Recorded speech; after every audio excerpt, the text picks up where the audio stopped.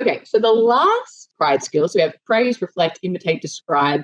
Now, E in pride stands for emotional expression. We've already touched on this when we were talking about using reflections as a jumping off point for emotion coaching.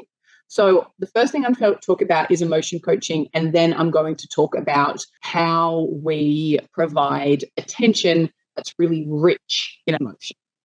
So the first thing is emotion coaching. So emotion coaching really is about helping a child sort of develop their emotional literacy skills, which is something, a separate thing we'll talk about.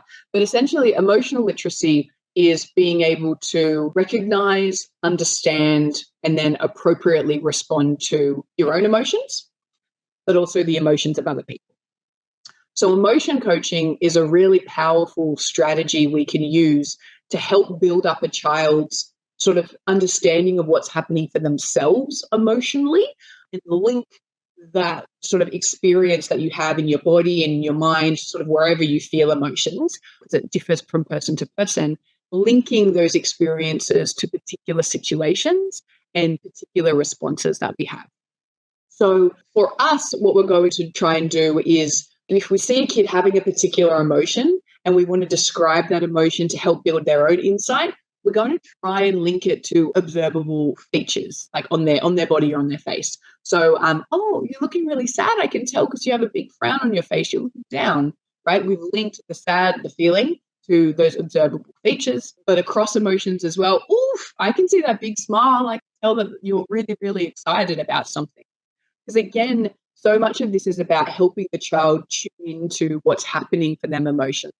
And if you have a kid that's often emotionally dysregulated, that's not just limited to the quote unquote negative emotions. It's just not limited to being upset or angry or frustrated or sad. That can get dysregulated even when they're excited as well. And you see this a lot. They're running around the room and they can't contain themselves because it's just so exciting. So you want to help them tune into even those quote unquote positive emotions. I say quote unquote because I think all emotions are valuable, and we shouldn't protect necessarily kids from never feeling sad or angry. They need to learn skills for dealing with those feelings because they will inevitably come up. So we want to be really careful about how we frame the emotion coach, and we'll be quite mindful in particular of describing anger. So for example, we might not say that you're angry that the app isn't working today.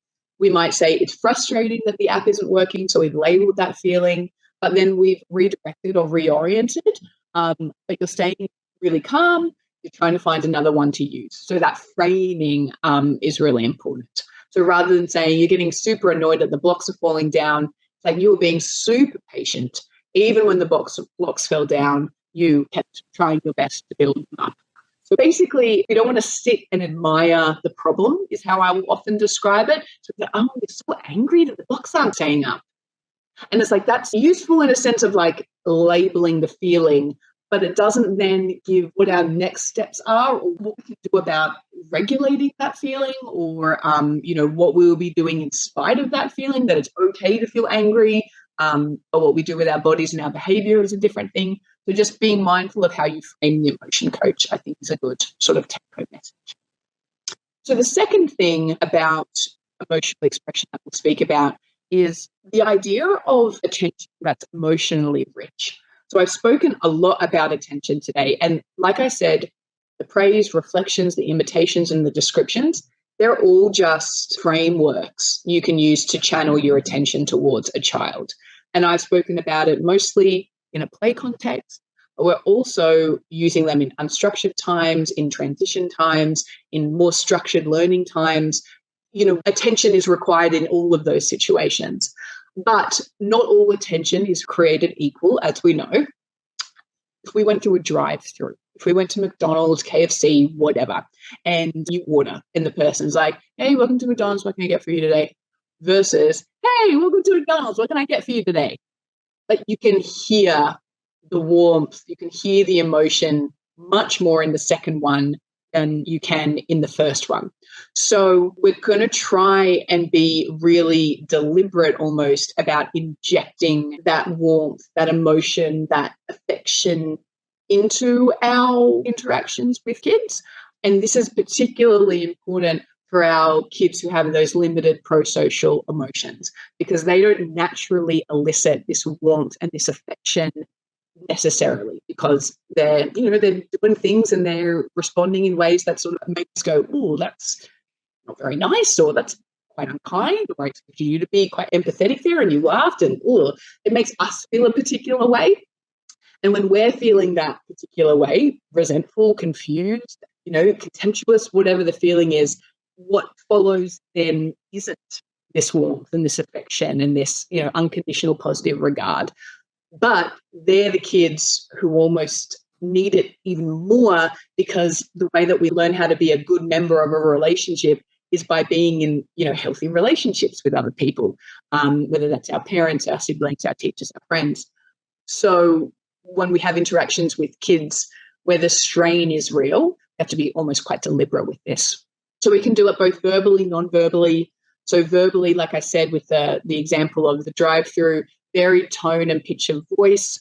You did a really good job letting Sarah take a turn today. It's like, oh, you were amazing at letting Sarah take a turn in the conversation today. Like there's a real difference there in the genuineness, the sincerity, the warmth, the richness, right?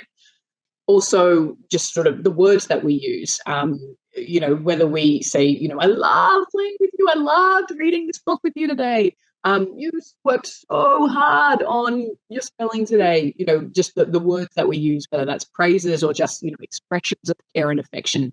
They're also a very powerful way.